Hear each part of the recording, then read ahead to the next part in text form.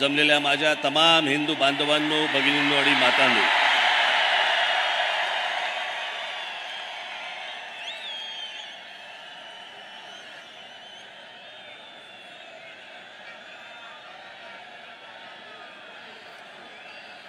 मला कल्पना आहे की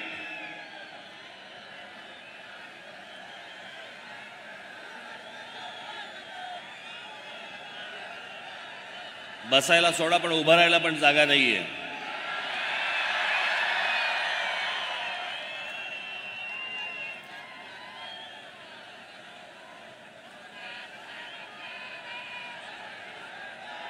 माझी आपणा सर्वांना नम्र विनंती आहे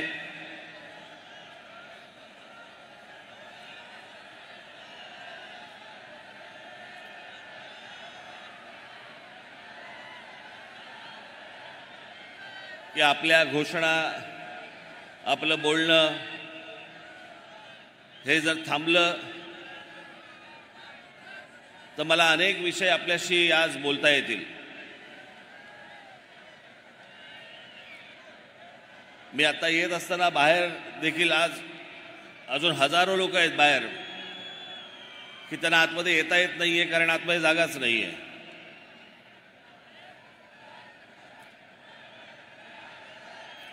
आज सर्वप्रथम मी आपणा सर्वांना 1 मेच्या महाराष्ट्र दिनाच्या सर्वांना मनपूर्वक शुभेच्छा देतो. कामगार दिनाच्या मनपूर्वक शुभेच्छा देतो आणि बोलायला सुरुवात करतो.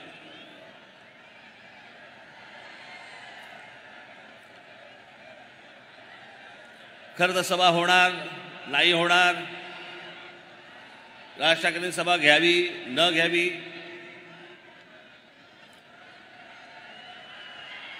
सभेला परवानगी मिळणार नाही मिळणार,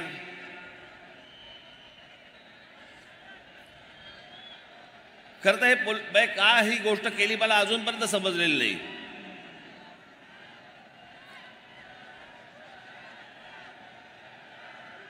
मी महाराष्ट्राच्या कुठच्याही कोपऱ्यामध्ये जरी मी समजा सभा घेतली असती तरी दूरदर्शनवरनं तुम्ही पाहिलंच असतात ना.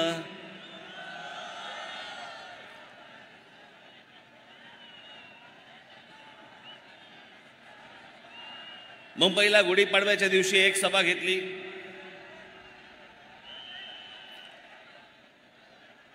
त्याच्यानंतर त्या सभेनंतर बरेच जण बडबडायला लागले.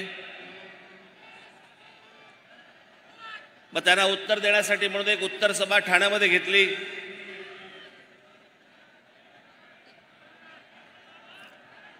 खरं तर 2च सभा मी घेतल्या.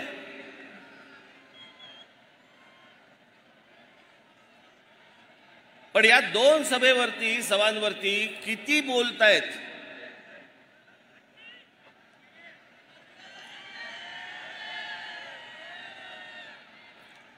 आणि मग ही ज्यावेळेला ठाण्याची सभा ज्यावेळेला झाली त्यावेळेला माझ्या दिलीप धोत्रेंनी मला फोन केला.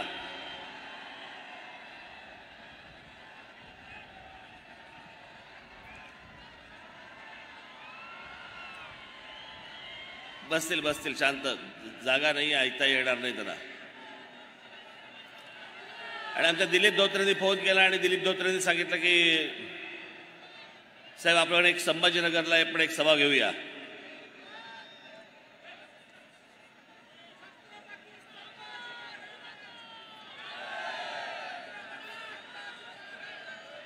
आणि म्हटलं हा तर संभाजीनगर हा तर महाराष्ट्राचा मध्य,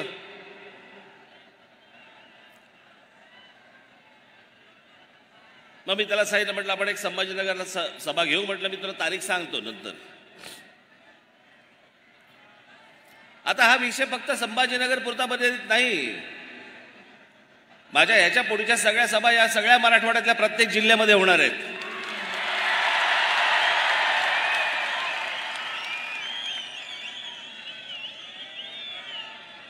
तसंच विदर्भातही जाणार आहे.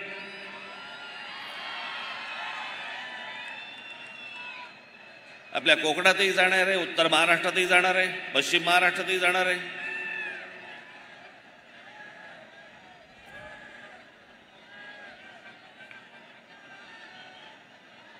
पण या सभांना आडकाठी आणून काहीच होणार नाही. मी कुठेही बोललो तरी ते लोकांपर्यंत पोहोचणारच आहे.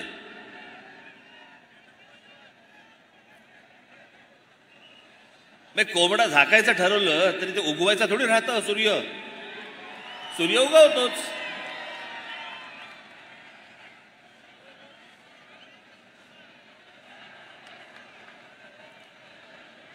पण आज या ऐतिहासिक संभाजीनगरमध्ये जी काय उरली सुरली जी काय आहे ती म्हटलं आता जरा संभाजीनगरमध्ये काढू.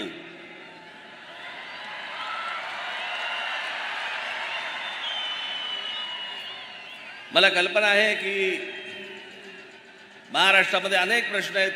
पिण्याच्या पाण्याचा प्रश्न आहे. संभाजीनगरमध्ये शहराचा मध्ये पिण्याच्या पाण्याचा प्रश्न आहे. 10 दिवसांनी पिण्याचं पाणी येतं.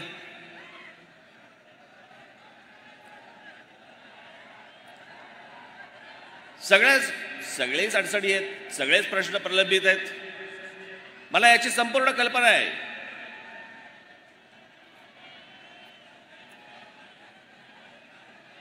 पण आजचे जे काही प्रमुख विषय आहेत या प्रमुख विषयांना धरून मी आजचं तुमच्याशी बोलणार आहे.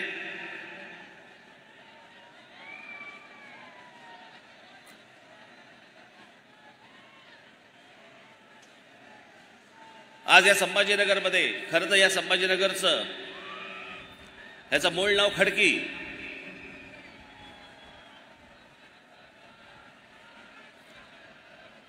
आपल्या दोन्ही राजधान्या इथल्याच.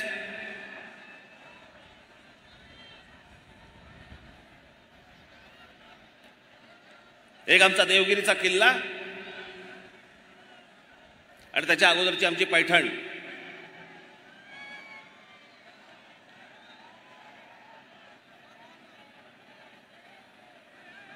मला असं वाटतं आजचा महाराष्ट्र दिन 1 मे आपण साजरा करताना पहिल्यांदा आपण थोडासा महाराष्ट्र नीट समजून घेणं गरजेचं आहे. कारण जर महाराष्ट्रच समजला नाही, मी त्याविषयी म्हटलं ना, ठाण्याच्या सभेमध्ये म्हटलं का कुठच्या सभेमध्ये म्हटलं मला तर आठवत नाही मला. पण जो समाज इतिहास विसरला त्याच्या पायाखालचा भूगोल सटकलेला आहे. त्याच्या पायाखालची जमीन सटकलेली आहे.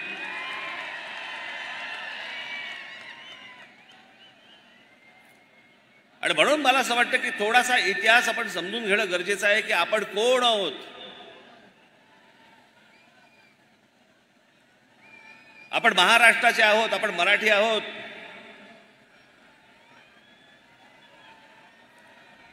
या महाराष्ट्राने आजपर्यंत या देशाला काय काय दिलं. मुळात हा कधी देश असा नव्हता. ही भूमी होती एक.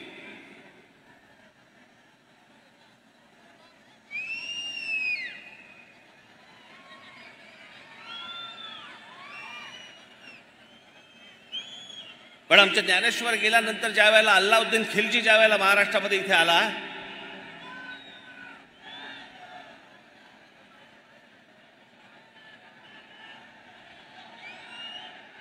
आणि आमच्या देवगिरीच्या किल्ल्यामध्ये ज्यावेळी शिरला, काय चाललं रे तिकडे.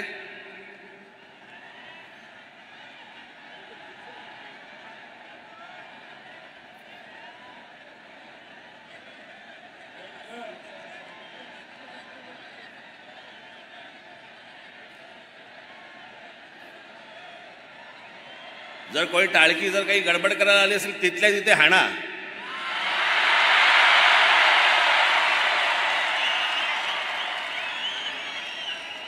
महाराष्ट्र नवनिर्माण सेनेची सभा इथे वेडवाकडं कराल ना, चौरंग करून घरी पाठवीन.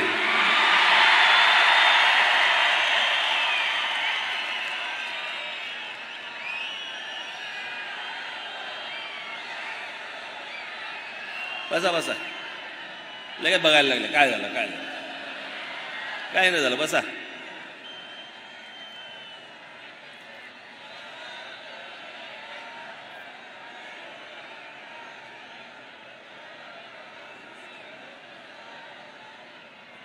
या एका अल्लाउद्दीन खिलजीने 1 लाख लोक घेऊन येतोय म्हणून सांगितलं. रामदेवराव यादव आमचा राजा बेसावत राहिला. आमच्या किल्ल्यामध्ये फितुरी झाली.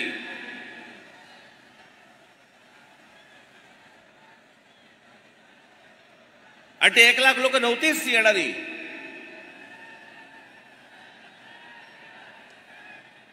आलेले लोक काही हजारात होती. मी ज्यावेळेला हा इतिहास ज्यावेळेला वाचतो त्यावेळेला मला कळतं. नाही तर आजच्या सोशल मीडियावरती आपल्याला बघतो ना आपण, अल्लाउद्दीन खिलजीचं सैन्य येत आहे, ही महाराष्ट्रातली पहिली फेक न्यूज.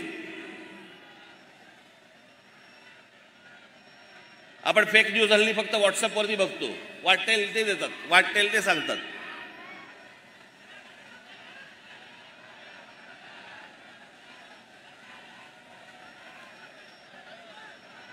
आमच्या महाराष्ट्राची कन्या रामदेवराव यादवांची मुलगी हिला अल्लाउद्दीन खिलजी पळवून घेऊन गेला.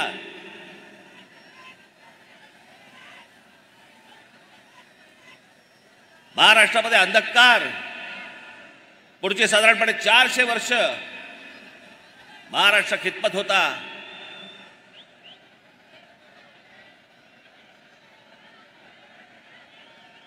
या महाराष्ट्रातल्या माझ्या माता भगिनींवरती अत्याचार होत होते, बलात्कार होत होते, मंदिरं पाडली जात होती.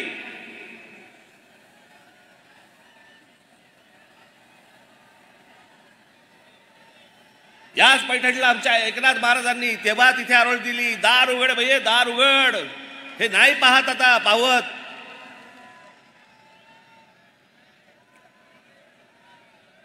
आणि या 1630ला दार उघडलं.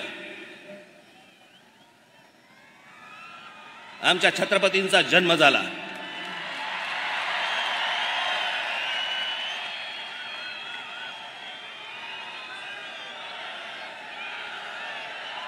स्वाभिमानाने कसं जगायचं असतं आणि काय जगायचं असतं हे आमच्या राजाने शिकवलं.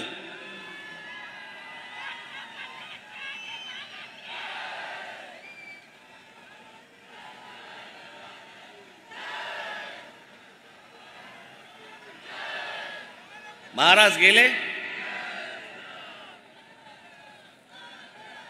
इथे आमच्या नांदेडला राहणारे खूप मोठे लेखक नरहर कुरुंदकर, या कुरुंदकरांच्या पुस्तकामध्ये फार छान वर्णन केलेलं आहे त्यांचं.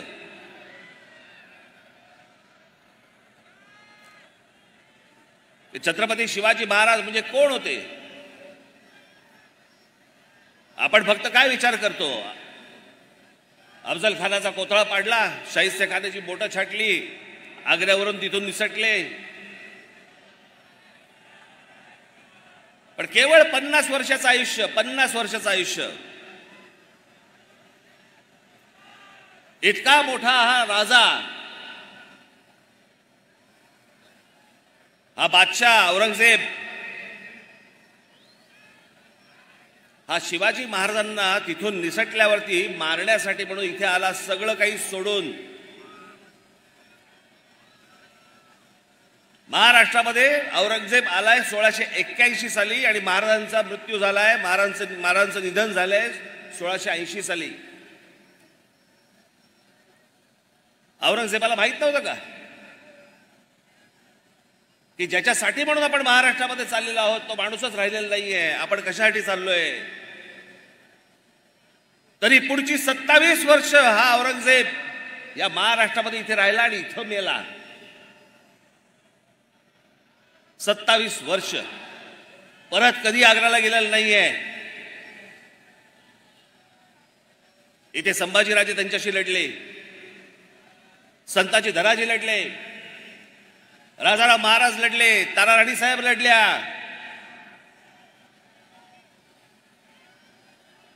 (1707 ला इथे मेला तो.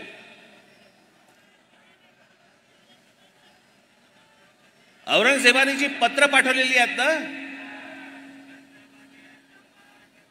ती जी पत्र पाठवलेली आहेत त्या पत्रामध्ये तो कोणाचाही उल्लेख नाही करत. त्या पत्रामध्ये फक्त उल्लेख करतोय शिवाजी अजून मला छळतोय.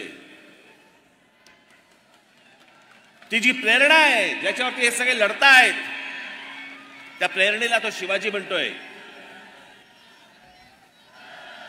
तो वेडा नव्हता, खुळा नव्हता. त्या औरंगजेबाला फक्त कळलं होतं की शिवाजी व्यक्ती नाहीये, शिवाजी हा विचार आहे.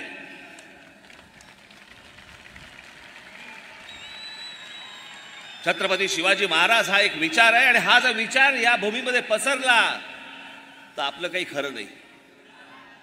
आणि तेच झालं. संपूर्ण मराठेशाहीने उद्ध्वस्त केलं मोगल साम्राज्य. आज पाकिस्तानामध्ये असलेला तो अटोक किल्ला, ज्याला आपण म्हणतो ना अटके पार झेंडे फडकवले मराठ्यांनी, तो अटोक किल्ला, तिथे भगवी पताका फडकली. आज संपूर्ण मराठेशाहीचा इतिहास आपण विसरलो. आम्हाला काहीच माहित नाही. आम्ही फक्त पुण्यतिथी आणि जयंत्या फक्त साजऱ्या करतोय आम्ही महापुरुषांच्या.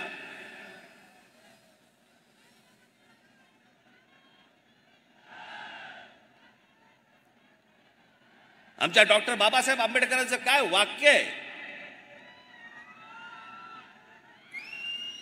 ते म्हणाले आमच्या लोकांच्या अंगामध्ये म्हणे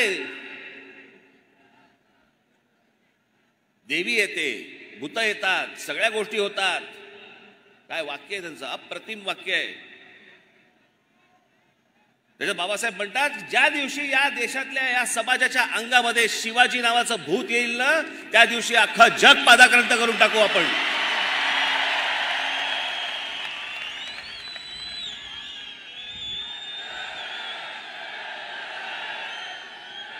आमच्या अंगात शिवाजी आला पाहिजे.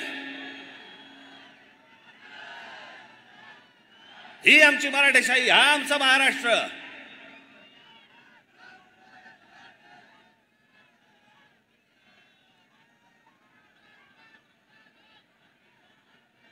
आज काय महाराष्ट्राची परिस्थिती झाली आहे. आमच्या महाराष्ट्राची आबरू वेशीवरती टाकली जाते. रोज आमच्या ते महाराष्ट्रामधले नेते वाटतील ते बरळतायत, वाटतील ते बोलतायत.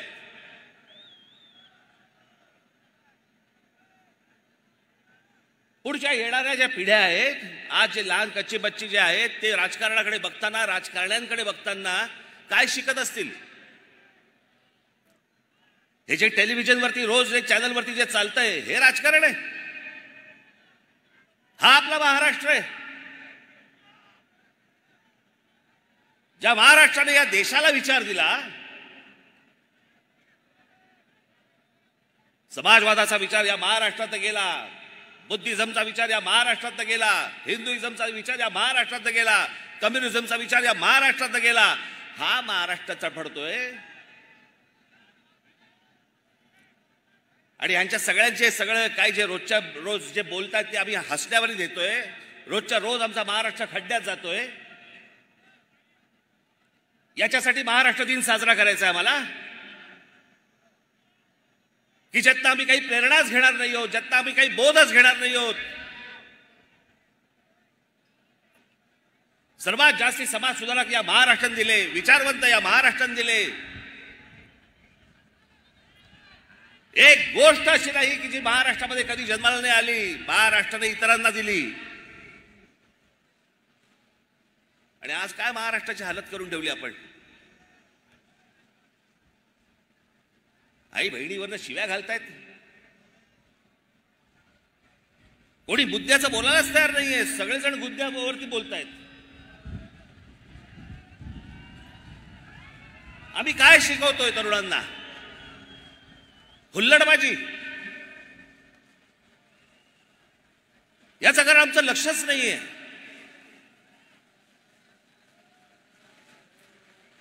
राज ठाकरेंचं भाषण आहे, हल्ला गुल्ला करा, घोषणा द्या, बस निघालो आम्ही. आम्हाला यातनं काही घ्यायचं नाही. इथेच मरतो आपण. त्या आमच्या हाताला काही लागत नाही. आणि या सगळ्या राजकारणाला हेच हवंय.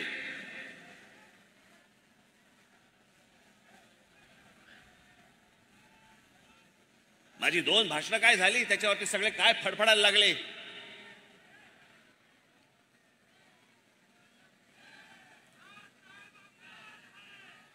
शरद पवार सांगतात की 2 समाजामधला म्हणे हे दुई माजवतायत.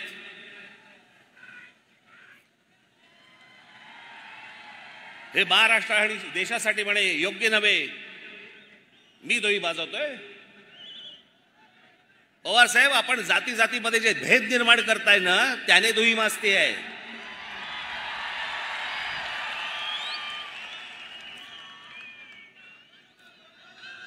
प्रत्येक व्यक्ती जातीतनं बघायची. हातामध्ये पुस्तक घेतल्यानंतर पुस्तकाचा लेखक कोणत्या जातीचा आहे त्याचा विचार करून बोलायचं.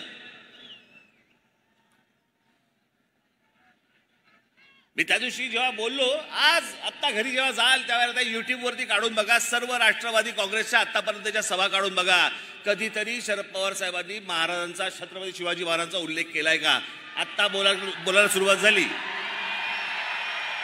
आत्ता सुरुवात झाली मी बोलल्यावरती, तोपर्यंत काही नाही. आणि काहीतरी व्हिडिओ काढतायत, तल्लीन झालेत आणि गीत रामायण ऐकतायत आणि बाजूला शिवाजी महाराजांचं पुस्तक ठेवलंय. कशासाठी खोटं करताय? ज्या दिवशी मी त्या दिवशी म्हटलं माझ्या सभेमध्ये, बस रे आता बस.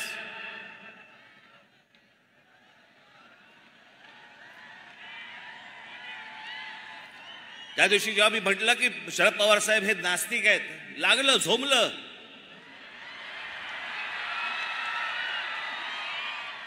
जे मला माहिती होतं ते मी बोललो. मग लगेच देवाचे फोटो काढले सगळे, पूजा करताना, नमस्कार करताना वगैरे. अहो, देवाचे कशाला फोटो काढताय? आपली कन्या लोकसभेमध्ये बोलली आहे की माझे वडील नास्तिक आहेत.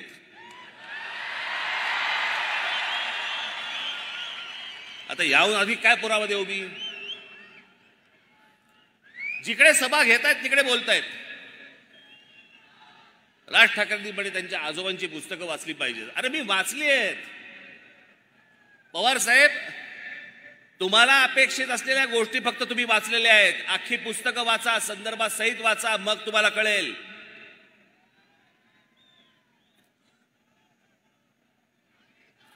माझ्या आजोबांनी जे लिहून ठेवलंय ते जर समजा तुम्ही नीट वाचलं तर ते परिस्थितीला धरू नये. ते व्यक्तिसापेक्ष आहे.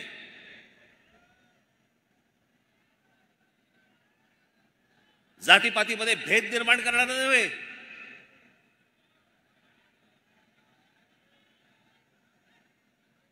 हा आपला हिंदू धर्म मानणारा माणूस होता, तो त्याची पूजा करणारा माणूस होता. या धर्मामधल्या ज्या चुकीच्या गोष्टी होत्या त्या चुकीच्या गोष्टींवरती बोट दाखवणारा माणूस होता की हे गोष्ट होता का बने. माझे आजोबा हे भटभिक्षुकीच्या विरोधात होते.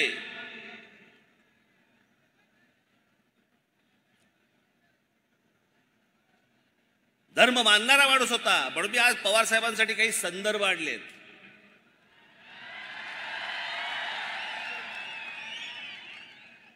आपण ते ऐकावंच, पण या टेलिव्हिजन चॅनलच्या माध्यमातून मी आपल्याला सांगतोय, संपूर्ण महाराष्ट्राने देखील डोळे उडे ठेवून,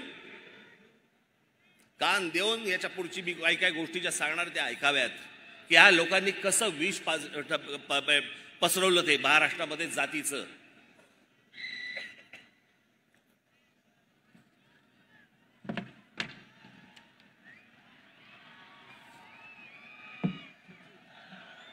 मी प्रबोधनकारांच्या काही पुस्तकं आणि त्यातले संदर्भ खास करून पवार साहेबांना सांगण्यासाठी म्हणून इथे लिहून आणलेत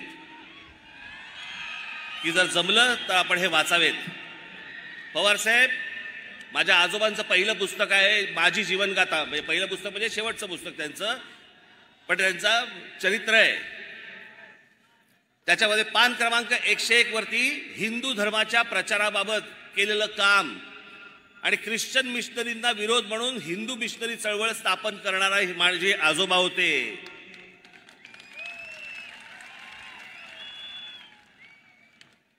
महाराष्ट्रामधला नवरात्रोत्सव आपल्याला कल्पना नसेल, सार्वजनिक नवरात्रोत्सव सुरू करणारे माझे आजोबा होते, प्रबोधनकार ठाकरे होते.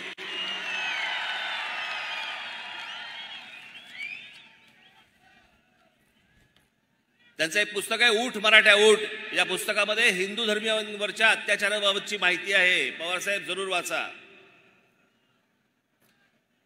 प्रबोधन मधील प्रबोधनकार यांचा खंड क्रमांक 1 प्रतापगडावरच्या भवानीवरचं संकट हे वाचा, रायगडचे ग्रामण्य वाचा, राष्ट्रसेवा हिंदूंचा राजधर्म वाचा. आपल्याला जेवढं पाहिजे ना तेवढंच वाचू नये. हे जे विष या माणसाने जे कालवलं ना, मी जे सतत सांगतोय की राष्ट्रवादीचा जन्म झाल्यानंतर महाराष्ट्रामध्ये जातीपातीचं राजकारण मोठ्या प्रमाणावरती सुरू झालं. जात प्रत्येक जण मानत होता, जात प्रत्येकाला प्रिय होती, पण दुसऱ्या जातीबद्दलचा द्वेष हा राष्ट्रवादी काँग्रेसच्या जन्मानंतर सुरू झाला.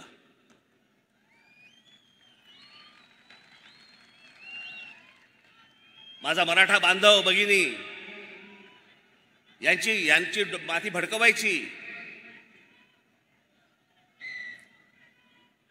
मग कोणतरी जेम्स लेन सारखा एक माणूस उभा करायचा,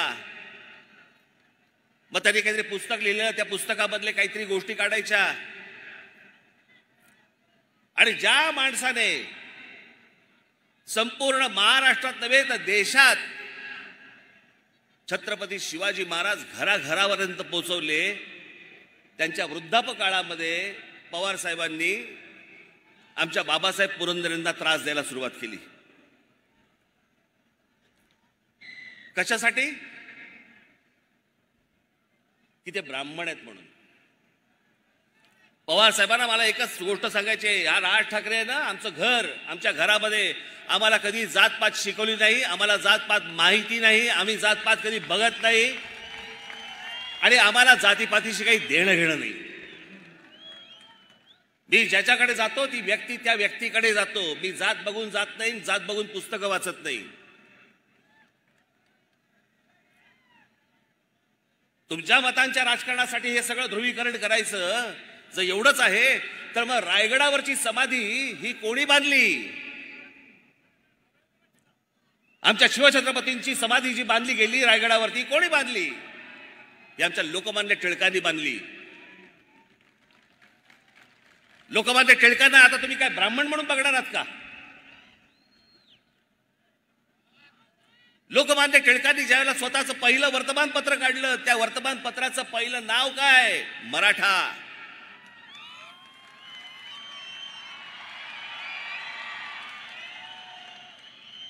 हे पवार साहेब कधी सांगणार नाहीत. आता जेम्स लेन इतकी वर्ष बघा, ही माणसं सत्तेमध्ये होती, खेचून आणायचा होता त्या जेम्स लेनला, विचारायचा होता तुला कोणी सांगितलं हे? त्या जेम्स लेनची आता इंडिया टुडेने मुलाखत घेतली. त्या मुलाखतीमधले फक्त 4 प्रश्न मी तुम्हाला दाखवायला आणलेत. ते 4 प्रश्न फक्त आपण बघून घ्या. दाखव रे. 1 मिनिट थांबा. ही जेम्स लेनची मुलाखतीतला काही भाग आहे. छत्रपती शिवाजी महाराजांची अपमानकारक माहिती तुम्हाला कोणी पुरवली होती? तुम्ही प्रश्न चुकीच्या पद्धतीने विचारत आहात. हे जेम्स लेन सांगतोय, मला कोणीही माहिती पुरवली नाही. माझं पुस्तक लोकांमध्ये प्रचलित असलेल्या कथांबद्दल आहे. या कथा सांगत असलेल्या लोकांनी नरेटिव्ह सेट करून ठेवलं त्याबद्दल आहे. काही लोक रामदास यांना शिवाजी महाराजांचे गुरु मानतात, तर काही तुकाराम महाराज यांना शिवाजी महाराजांचे गुरु मानतात. यातलं खरं काय आहे त्यात मला काही रस नाही. पण एक गट पहिल्या नरेटिव्हच्या बाजूने आहे तर दुसरा दुसऱ्या नरेटिव्हच्या बाजूने आहे. असं का? पुढे तुमच्याकडे असलेल्या अपमानकारक माहितीचा आधार काय? जेम्स लेन, माझं पुस्तक काळजीपूर्वक वाचणाऱ्यांच्या लक्षात येईल की मी कुठलंही ऐतिहासिक तथ्य मांडल्याचा दावा केलेला नाही. मी शिवाजी महाराजांचा अपमान केलाय अशी टीका करणाऱ्यांनी चुकीचा अर्थ काढलाय. पुन्हा सांगतो, मी कथांबद्दल बोलतोय, इतिहासातील तथ्यांबद्दल नाही. पुढे या विषयाबाबत तुमचं बाबासाहेब पुरंदरेंशी बोलणं झालं होतं का? त्यांचं म्हणणं काय होतं? मी कधीही बाबासाहेब पुरंदरेंशी एका शब्दानेही बोललेलो नाही. पुढे महाराजांबद्दलचे अपमानकारक शब्द तुम्ही मागे घेतले ते कशामुळे? युक्तिवाद करताना मी पुरेशी काळजी घेतली नाही, त्याचा परिणाम इतरांना भोगावा लागला. ज्याच्यावरनं 10-15 वर्ष राजकारण केले या महाराष्ट्रामध्ये पवार साहेब तुम्ही, तो जेम्स लेन सांगतो मी कोणालाही भेटलेलो नाहीये. ते माझं ऐतिहासिक पुस्तक, माझ्या ज्यामध्ये इतिहास नाहीये. तुमची केंद्रामध्ये सत्ता होती, तुम्ही कृषी मंत्री होतात, का नाही फरफटत आणला त्याला? का महाराष्ट्राची डोकी फिरवली? कशासाठी हे विष पाजलत तुम्ही लोकांना? कशासाठी विष पाजलत? नवीन वाद उकरून काढायचे. शिवाजी महाराजांचे गुरु रामदास स्वामी होते का नव्हते? रामदास स्वामींकडे परत तुम्ही जातीने बघणार आहात? रामदास स्वामी कधी बोलले की मी शिवाजी महाराजांचा गुरु होतो? की शिवाजी महाराज कधी बोलले की रामदास स्वामी माझे गुरु होते म्हणून? गुरु शिष्याचा नात्याचा काही संबंधच येत नाही.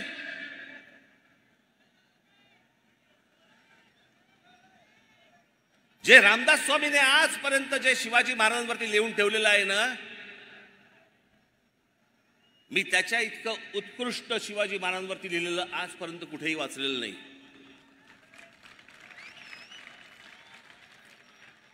जे त्यांनी लिहून ठेवलंय ना, निश्चयाचा महामेरू, बहुत जनासे आधारू, अखंड स्थितीचा निर्धारू, श्रीमंत योगी, त्याच्यातल्या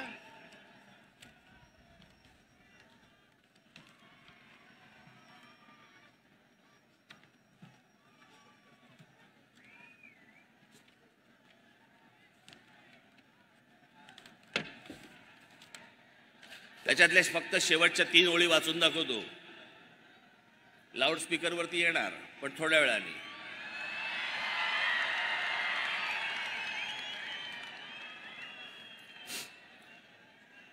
तुमचे देशी हे या ओळी येत नाहीत फारशा, पण हे मी तुमच्यासमोर पूर्ण वाचून दाखवतो म्हणून मी त्यात फक्त शेवटच्या 3 ओळी वाचून दाखवतो.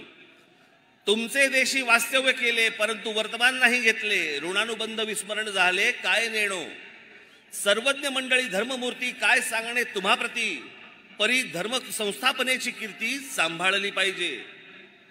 उदंड राजकारण तटले तेणे चित्त विभागिले, प्रसंग नसता लिहिले क्षमा केली पाहिजे. रामदास स्वामी छत्रपतींना सांगतायत क्षमा केली पाहिजे. माफ करा, मला मी लिहिलंय तुम्हाला पण मला माफ करा. गुरु शिष्याला लिहितो, कुठच्या शाळेतला शिक्षक जरा दाखवा मला. मी इतके वर्ष शिकलो, मला नाही आजपर्यंत आठवत कुठच्या शिक्षकांनी मला माफी मागितली माझी. आणि ही माफी नाहीये, यात प्रेम आहे. हे जातीपातीच्या विषापासून तुम्ही सगळ्यांनी दूर राहणं गरजेचं आहे. या पवार साहेबांना हिंदू या शब्दाचीच मुळात ॲलर्जी आहे.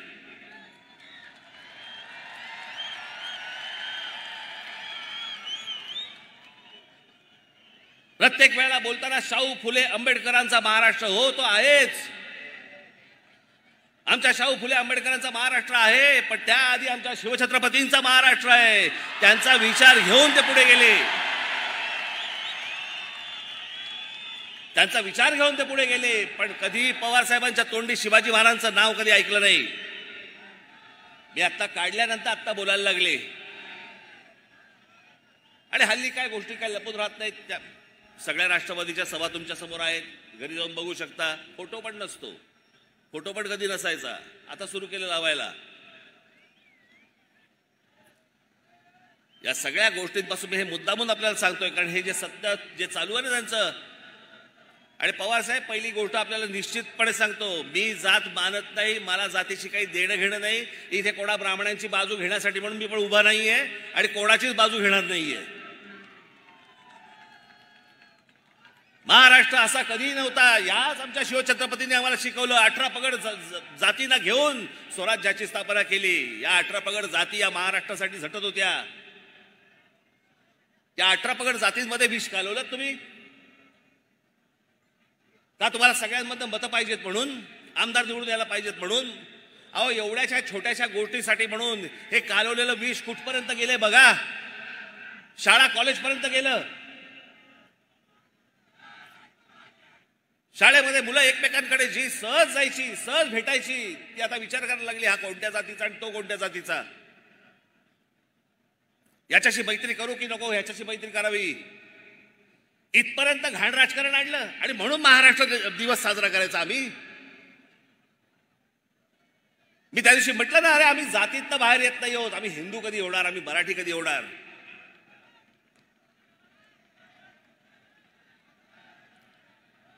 आमच्याकडे जातीने विळखा घालून ठेवल्या सगळ्या गोष्टीला. याच्या उपर आम्ही बघायला तयार नाही आहोत. ज्या महाराष्ट्राने इतके उदात्त विचार या महाराष्ट्राने दिले, तो महाराष्ट्र जातीत सडतोय.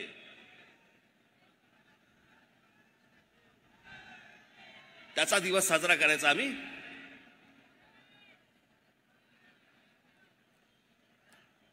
या महाराष्ट्रामध्ये अनेक गोष्टी आहेत. ह्या आता लाऊडस्पीकरचा विषय,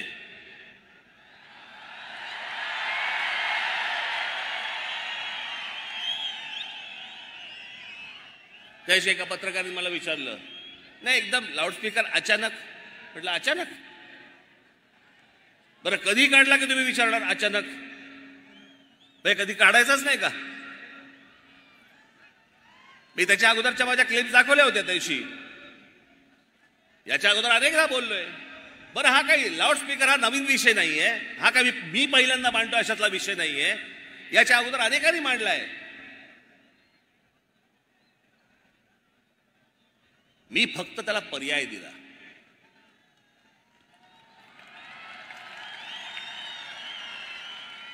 की लाऊडस्पीकर मशिदींवरचे लावून जर समजा तुम्ही गोंगाट करणार असाल तर त्या मशिदींच्या बाहेर आम्ही हनुमान चालीसा पढू, मोठ्याने लावू.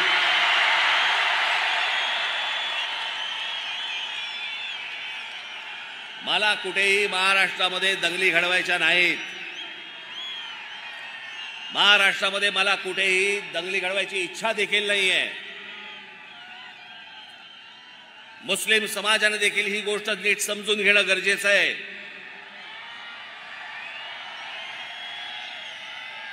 त्या दिवशी माझ्याकडे नाशिकला एक जण पत्रकार आले आणि ते पत्रकार मला ते मुस्लिम समाजातले होते आणि ते आले. त्या पत्रकारांनी मला सांगितलं, माझ्याकडे आतल्या पुण्याच्या केबिनमध्ये आतमध्ये आले आणि मला म्हणाले, साहेब मी मुसलमान आहे पण आम्हाला भोंग्याचा खूप त्रास होतो. म्हणजे माझं लहान मूल हे लाऊडस्पीकर लागले की म्हणे झोपेना ते आजारी पडायला लागलं आणि दरवेळेला ते म्हणे झोपायला आलं लहान मूल माझं की म्हणे इकडनं म्हणे ते अजान आणि त्या सगळ्या बांग सुरू होतात आणि माझं पोर झोपू शकलं नाही. मग मी अनेकदा त्याला सांगितलं, पण एकदा मी मशिदीत गेलो, तिकडचे मौलवी होते, त्याला सांगितलं की माझ्या मुलाला त्रास होतोय तुमच्या भोंग्याचा, तुम्हाला जे काय पठण करायचं असेल ते मशिदीच्या आत करा, आम्हाला या लाऊडस्पीकरचा त्रास होतोय. त्याच्यानंतर त्यांनी काहीतरी कमी केलं आणि त्या दिवशी पण मी सांगितलं होतं, आज परत मी तुम्हाला सांगतो, लाऊडस्पीकर हा सामाजिक विषय आहे, हा धार्मिक विषय नव्हे. आणि लाऊडस्पीकर या विषयाला जर समजा तुम्ही धार्मिक वळण देणार असाल तर त्याचं उत्तर आम्हाला धर्मानेच द्यावं लागेल, एवढं पण तुम्ही लक्षात ठेवावं.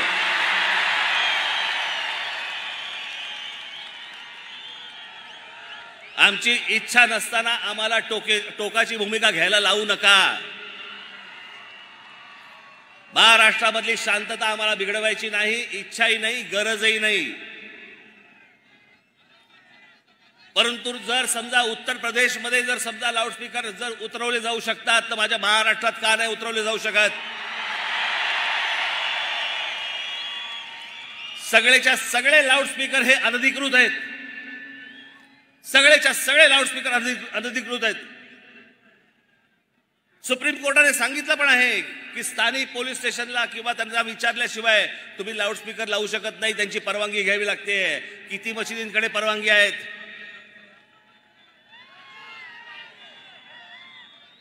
कोणाचकडे परवानग्या नाही आहेत.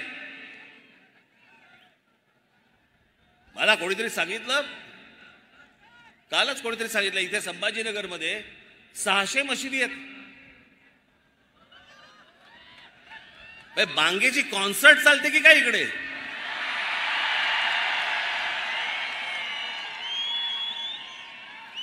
असं फक्त संभाजीनगरमध्ये नाही, अख्ख्या देशभर आहे. हे संपूर्ण देशातले लाऊडस्पीकर पहिले खाली आले पाहिजे. सगळ्यांना समान धर्म असला पाहिजे. प्रत्येक वेळेला आम्हीच का भोगायचं? आम्हाला सभा घ्यायची असली की लगेच सांगतात की नाही नाही हा सायलेन्स झोन आहे, इथे शाळा आहे. रात्रीची कुठची शाळा?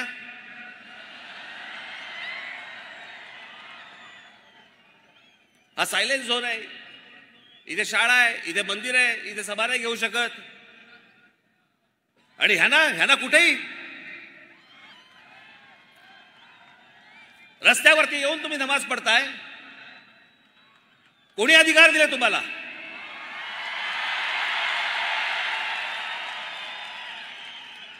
माझी शासनाला पण नम्र विनंती आहे, आज तारीख 1 आहे,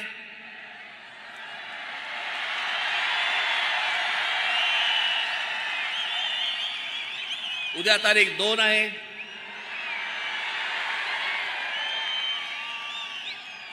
तीन तारखेला ईद आहे,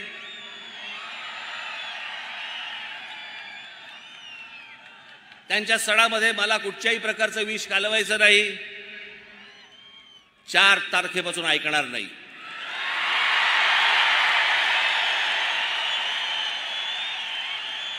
माझी महाराष्ट्रातल्या सर्व तमाम हिंदू बांधवांना, भगिनींना माझी विनंती आहे, हात जोडून विनंती आहे,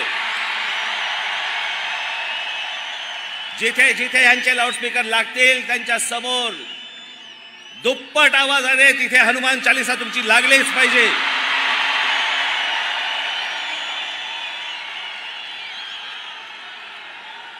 विनंती करून जर समजत नसेल तर आमच्या समोर दुसरा पर्याय उरत नाही.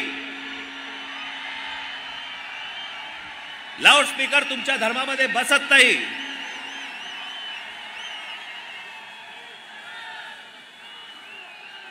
जे सुप्रीम कोर्टाचे नियम म्हणून सांगताय ना, त्या सुप्रीम कोर्टाच्या नियमामध्ये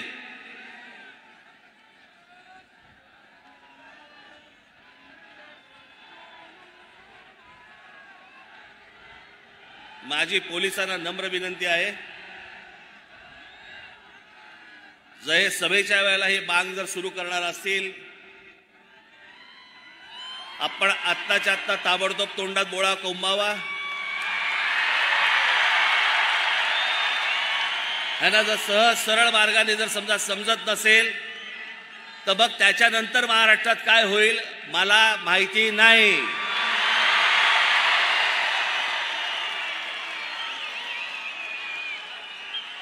इथे जे कोणी पोलीस अधिकारी असतील त्यांना मी सांगतोय, आत्ताच्या आत्ता जाऊन हे पहिल्यांदा बंद करा.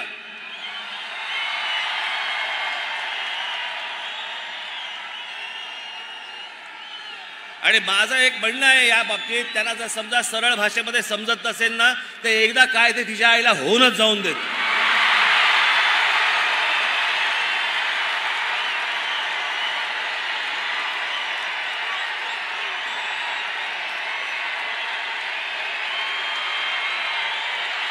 अजिबात शांत बसता कामा नये तुम्ही.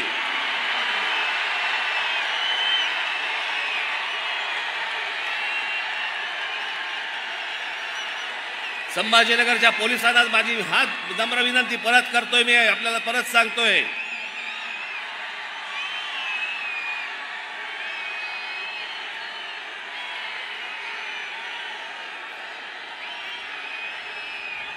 हे जर या पद्धतीने वागणार असतील, यांना जर सरळ सांगून जर समजा समजत नसेल तर महाराष्ट्राच्या मनगटामध्ये काय ताकद आहे ना ही यांना एकदा दाखवावीच लागेल.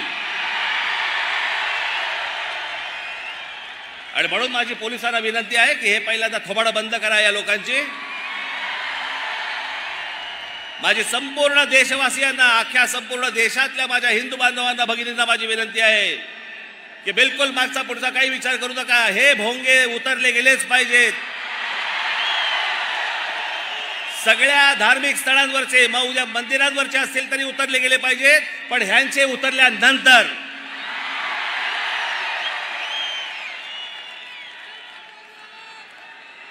आपण सगळेजण, आज ही परिस्थिती आहे, अभी नहीं तो कभी नहीं. माझ्या देशातल्या सर्व देशवासियांना, माझी सर्व हिंदू बांधवांना, भगिनींना माझी विनंती आहे, जर हे 3 तारखेपर्यंत ऐकले नाही, 4 तारखेला हनुमान चालीसा प्रत्येक ठिकाणी मला ऐकू आलंच पाहिजे. पोलिसांकडनं वाटल्यास रीतसर परवानगी घ्या, लाऊडस्पीकरची परवानगी घ्या, त्यांना द्यावीच लागते. पण ती परवानगी घेऊन आपण या सगळ्या गोष्टी जोरात कराल आणि सामाजिक दृष्ट्या हा इतके वर्षाचा प्रलंबित प्रश्न हा कायमचा निकाली लागेल, याच्यासाठी सगळ्यांनी आपण हातभार लावावा ही नम्र विनंती करतो आणि आपणा सर्वांची मी रजा घेतो. धन्यवाद. जय हिंद, जय महाराष्ट्र.